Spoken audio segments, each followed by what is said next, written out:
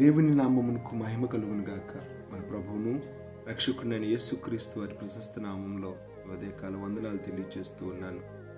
వీళ్ళరా, రోమీలకు రాసినటువంటి పత్రిక 11వ అధ్యాయం 33-34 వచనాల్లో, ఆహా, దేవుని బుద్ధి జ్ఞానముల బాహుల్యము ఎంతో గంభీరము, ఆయన తీర్పులు శోధింపనెంతో అసఖ్యములు, ఆయన మార్గములెంతో అగమ్యములు.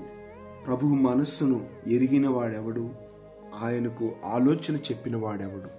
ఈ లేఖన భాగాల్లో ప్రభువు మనస్సును ఎరిగిన వాడెవడు, ఆయన బుద్ధి జ్ఞానముల బాహుల్యాన్ని గమనించగలిగిన వారెవరు, అవి గంభీరమైనవి కదా, అవి శోధింపటానికి అసఖ్యములు కదా అని దైవజనుడైన పౌలు దేవుని మనస్సును గురించి, దేవుని యొక్క అంతరంగాన్ని గురించి వ్రాస్తూ ఉన్నాడు. దేవుని మనస్సును, దేవుని అంతరంగాన్ని ఎరుగక అనేక మంది ఈ రోజున తొట్టిల్లుతూ ఉన్నారు.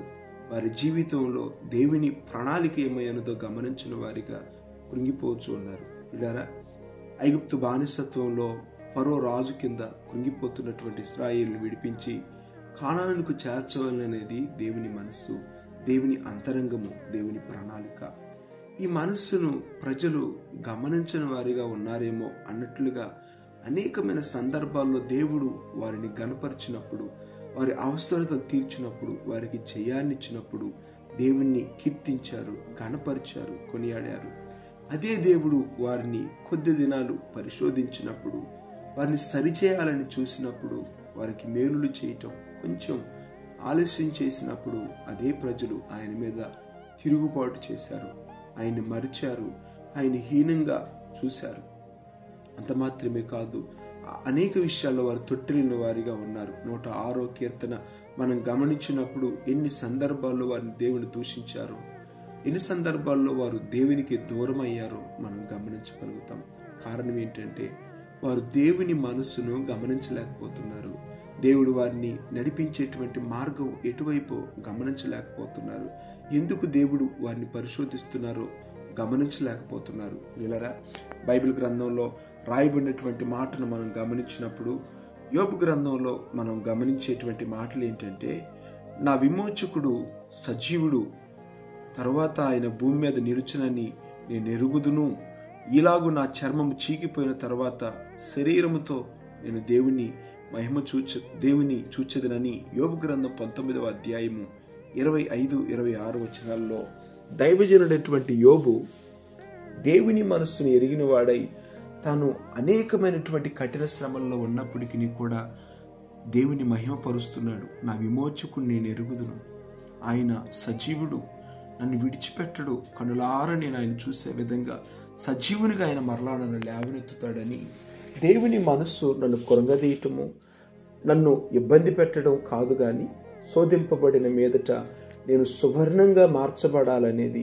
ఆయనకు సాక్షిగా నిలబడాలనేది దేవుని మనస్సని దైవజనుడని యోబు దేవుని అంతరంగాన్ని గుర్తెరిగినటువంటి వాడై దేవుని గురించి సాక్ష్యం ఇస్తున్నాడు.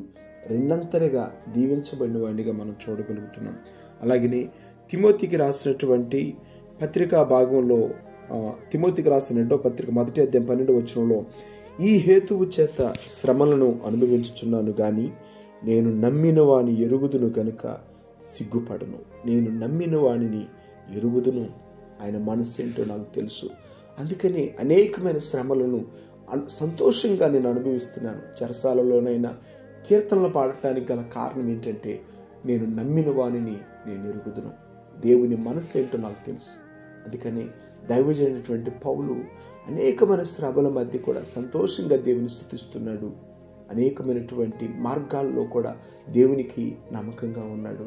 వీళ్ళారా, తన పరుగుని తుదముట్టించగలుగుతున్నాను, నా కొరకు దేవుడిచ్చేటువంటి కిరీటం ఎదురు చూస్తూ ఉన్నదని చక్కటి సాక్ష్యాన్ని దైవజనుడు ఇస్తున్నాడు. ఈ రోజున దేవుని సన్నిధిలో ఉన్నటువంటి మనమందరము శ్రమలు, శోధనలు మన జీవితంలో కలుగుతున్నప్పుడు ఎందుకు ఈ శ్రమలు, ఎందుకు ఈ శోధనలని దేవుని మనసు ఎరగని వారిగా కృంగిపోతూ ప్రార్థనకు దూరమై దేవుని సన్నిధికి దూరం అయిపోయి కృంగిపోతున్నామా ఇజ్రాయేల్ వలె, లేదా యోబు వలె, దైవజనుడైన పౌలు గారి వలె దేవుని యొక్క సన్నిధిలో ఉన్న మనము దేవుని మనసు ఎరిగిన వారిగా ఉన్నామా? ఒకసారి మనం పరిశీలించుకుందాం.